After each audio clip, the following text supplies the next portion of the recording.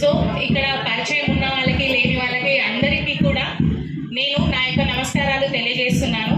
ఇక్కడ వచ్చిన ప్రతి ఒక్క టీచర్స్ కూడా వాళ్ళకి ఫస్ట్ ఆఫ్ ఆల్ కంగ్రాచులేషన్స్ చెప్తున్నాను. ఎందుకంటే ప్రతి ఒక్కరు వాళ్ళ టాలెంట్ని ఏ విధంగా ఏ రూపకంగా ముందుకు తీసుకొచ్చారన్నది ఈ టీఎల్ఎం మేళాలో తెలుస్తుంది. ఇది మేళా అనే కాదు, జాతర అనే అనవచ్చు.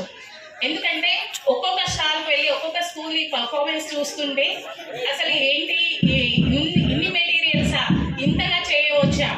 మనకి మ్యాక్సిమం టీఎల్ఎం అంటే నో కాస్ట్ లో కాస్ట్ అని మనం తీసుకుంటాం. దీంట్లో ప్రతి ఒక్కటి కూడా నో కాస్ట్ లో కాస్ట్ మొత్తం అక్కడ క్లియర్గా మనకు కనిపిస్తూ ఉంది.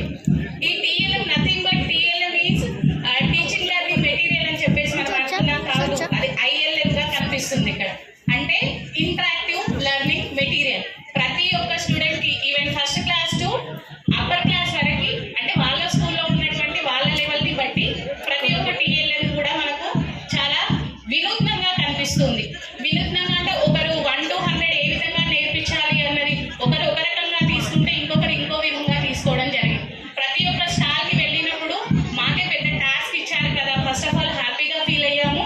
తర్వాత వచ్చేసి అమ్మా ఇంతమందిని మేము జడ్జి చేయాలా అన్నది అది ఒక రకంగా అనిపించింది. ఇంకొక విషయం ఏంటంటే మాకు నెక్స్ట్ మేము మా మండలో చేయడానికి మాకు ఒక రూట్ మ్యాప్ దొరికిందని చెప్పేసి మేము హ్యాపీగా ఫీల్ అవుతున్నాము. ప్రతి ఒక్క టీచర్ వాళ్ళ ఎఫర్ట్స్ని పెట్టేసి ఈవెన్ సింగిల్ టీచర్ వాళ్ళైనా ఎక్కడా తగ్గలేదండి. ప్రతి ఒక్కరు చాలా బాగా చేశారు. అందుకే ప్రతి ఒక్కరికి పేరు పేరున కంగ్రాచులేషన్స్ తెలియజేస్తున్నాము.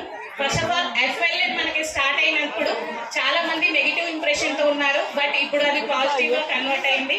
దానికి సహకరించినటువంటి అధికారులు, మెయిన్గా టీచర్స్ యొక్క కష్టము, సహకారము, హ్యాపీనెస్. స్టాక్ అయితే మొత్తం గేమ్స్ తోటే ఉన్నాయి. సో ఆ విధంగా మనము పిల్లలకి టీచ్ చేస్తున్నాం కాబట్టి మనకు ఉన్నత శిఖరాలకు తీసుకెళ్తామన్నటువంటి ఆశ, అభిప్రాయము ఇక్కడ కొట్టొచ్చినట్టు కనిపిస్తుంది. Thank you for giving this opportunity. Thank you sir.